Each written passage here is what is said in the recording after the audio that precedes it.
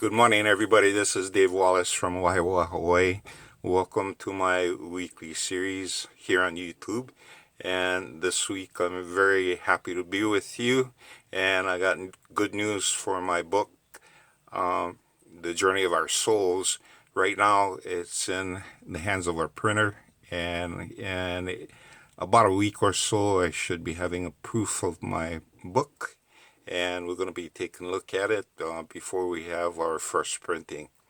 So exciting times here in the Wallace household. Anyway, interesting thing happened this week while I was looking at the topic I was going to be sharing with you today.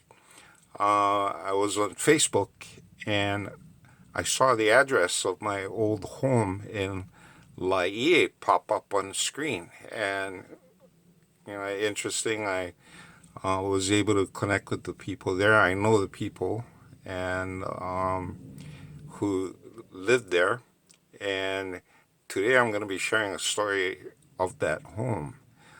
To me, it was a sign that the story needed to be told. So this is my experience in the home in Laie, and a little bit background, just a little background. In my sophomore year in high school, and that was back in 1968. Yeah, long time ago. Anyway, in 1968, my parents acquired a home on Lanihuli Street. It was a large 5-bedroom, 2-bath home that once belonged to one of my aunts. And we acquired that home, and it's just up the street from my grandfather's house on Yosepa Street. In fact, the home is right at the intersection of Yosepa Street and Lanihuli. So on the ocean side of Lanihuli. Right across the street from that home is my Uncle Pani, and his home is there. Okay? So this story takes place in there. So as a sophomore, and was my first year at Kahuku. I was there for a short time, and I moved into the home with my sister, my oldest sister, who was attending Church College of Hawaii, which is BYU Hawaii right now. While I was in Laie, the thing that I really liked about living in Laie is the church. If you were active in the church, there's a lot of things for kids to do during that time. And so I love sports, so I was involved in a lot of the sports that my ward was putting on. So I used to go and play in basketball tournaments, any type of activity that was either involved with the church or with the high school. Anyway, one weekend, actually, I was involved in a tournament, a basketball tournament that was held by the church, and we played something like 3 games in a row. And by the end of the tournament, I was just beat up and tired. And so when I came home, it was hot and muggy. And the bedroom that I had in that large house was the second bedroom on the right. All of the bedrooms was located in a long hallway. 3 bedrooms were to the right, 2 bedrooms were to the left, and the 2 bathrooms were kind of like back to back in the middle on the left hand side. So my bedroom was the second bedroom on the right, and it was a small thing, probably about 8 by 10. And so when I came home from this tournament, I was beat, tired, and so I showered, and because it was hot, I opened up the windows and pulled the mattress off my bed and put it on the floor where it was much cooler. And so I slept there, I was sleeping for a couple hours, and for me, I'm a real light sleeper, so if there's something in the room that enters, or someone tries to sneak up on me in a room, I can feel them. So I was sleeping, and even though I was really tired, there's a point in my sleep where I felt like someone was staring at me and watching me. And so I rolled over, uncomfortable feeling. And so I rolled over on the floor and I looked around and trying to figure out, okay, what's happening in this room and who's there with me. It was pitch black. I couldn't see anything. So, but as my eyes became accustomed to the darkness, and I looked towards my feet, and I noticed I was doing something that the Hawaiians don't like doing, and my feet, both of my feet, were pointed directly to an open closet. And as I stared into the closet, I saw something moving in there, like a shadow, moving back and forth, kind of like weaving, and nodding, kind of turning his head this way, turning his head that way, and weaving. And the more I stared at this thing in the closet, I could see eyes open and red eyes staring at me. So I sat up in my bed, yeah, actually on my mattress, and I looked at this creature and I says, "Who are you? What are you doing here?" And the creature inside stepped forward and stuck its head out of the closet door and says, "I'm your God, and I want you to worship me." And when he said that, and he's popped his head out of the closet, I could see just like little things kind of like buzzing around. To me, it looked like flies or bees that are hovering around a hive. But the closer look at it, I realized these are real miniature, small little people. And I looked at him and I started kind of like chuckling, and I said, "You're not my God. I don't know you. Who are you?" And I'm not going to worship you. And so the creature got really angry and he bristled. And when he bristled, all these things got larger and revealing kind of like demonic faces. And he told me, "If you don't worship me, these creatures and my legions will hound you and haunt you for the rest of your life until you decide to worship me." And when he said that, I looked at him and I says, "You know what? Gods don't do this to people. You're not a God. You're a false God. And I already have a God that I love and worship. And I call upon him and his son to come and protect me from you." And right when I said that, I started kneeling down and praying. And as I started praying, a light appeared in my window, through my window, and came into my room and came right between me and this creature. And when this light came into the room, this creature retreated back into the closet and he kind of like looked there, and he knew he couldn't come back into the room anyway because the light was there and protecting me. And so the creature looked at me and I knew he was frustrated, and I just says, "Time for you to leave. Leave now." And before it left me, it gave me a really angry look and stared at me and really red eyes, and all of these things that was around him started humming and hissing, and he stared at me and says, "Imaikalani, I hate you." Then he disappeared.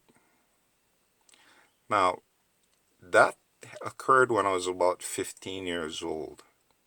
And later on, I thought, I'm the only person that experienced something like that in the house.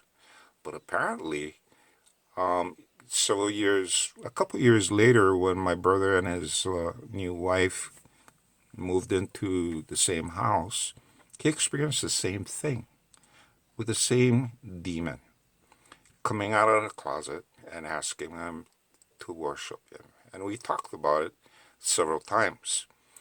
And I think about a year and a half to 2 years ago, I found out that the same creature appeared to one of my nephews. So as I look at this creature, I began thinking about its origin. Where does this creature come from? Is this a creature from my generations past, where my family was involved, that's now trying to reattach itself to the family? Is it something that's been in our family for a long time?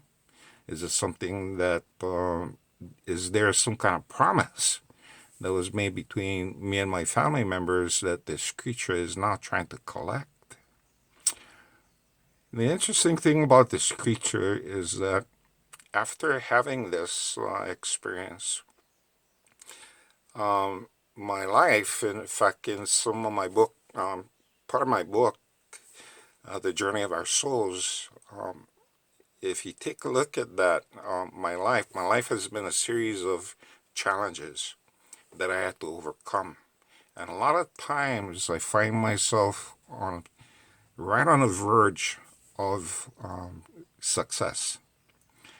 And right before I enjoy the success, something happens. Sabotage. The thing that I'm pushing for and trying to achieve, snatched away. And so it's been a lifetime like that. And so a lot of things that I've been able to accomplish only came through constant perseverance. And even though I failed millions of times, I don't give up. Now, just a few years ago, I started meeting with friends who are very gifted. They're mediums, and they can see things around people. And some of these very gifted mediums, when they look at me, they're shocked because they said, "Dave, you're surrounded by all of these creatures." And I chuckle and I says, "Yeah, I bet there's a lot." It says, "It's not joking. We're not joking. There's millions of them surrounding you." I say, "Yeah, but take a better look at what you see, because although I'm surrounded by these creatures, I know I am. I can feel them. I can sense them. I know they're there. There's a circle around me made by my ancestors and guardians who protect me all the time. And this clear circle creates a boundary around me so that these creatures will not have that effect on me." And they asked me, "Why do you suppose these creatures are out to distract you or hurt you?"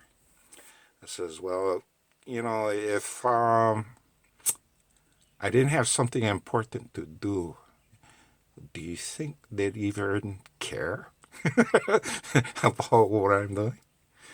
So for me, I take this presence of distractors, millions of them surrounding me, trying to influence me, as something positive, because they actually help me focus. and they help me in everything that I do as far as keeping me in line. They help me keep my moral compass where I should be going, and they're the ones that actually help shape me. So while trying to distract me, they're actually providing guidance. And there is a bright spot or silver lining to the cloud. And the silver lining comes in the form of a dream that is now over 40 years old. This is something I had 40 years ago. And in this dream, I was given three phases of my life. The first two phases was met by destruction and a lot of negative things happening to me, where I had to suspend things and put off things and sacrifice myself, basically, and the lives of many other people. And those were figurative or metaphors, but I had to give up a lot of things in order to get where I'm at right now. The good part is in the third segment of a dream that I had, talks about, shows me in the twilight of my life, and right now that's where I'm at. So in the twilight of my life, I have a final confrontation with this particular creature, and I'm able to defeat him. And the way I defeat this demon is protecting my family. My family is the most important thing to me. My children, my grandchildren, my wife. These are the most important things to me. And in defending them and defending myself against this demon, there's nothing more holy and more righteous thing to do for a person to do that, protect their family. And so this segment of my life is when I put this demon to rest, at least for me. And I hope that the story that I share with you today will help you overcome any type of obstacle you may have. Never think that you're beaten. Never give up. You meet one failure, you're not failing, you're learning. And so I'm a slow learner by just the fact that I had 4 near-death experiences where my life had to, I had to face death to appreciate the life that I had. So I hope you folks learned something from today's story. And this is Dave Wallace, Cabo Dave, saying aloha.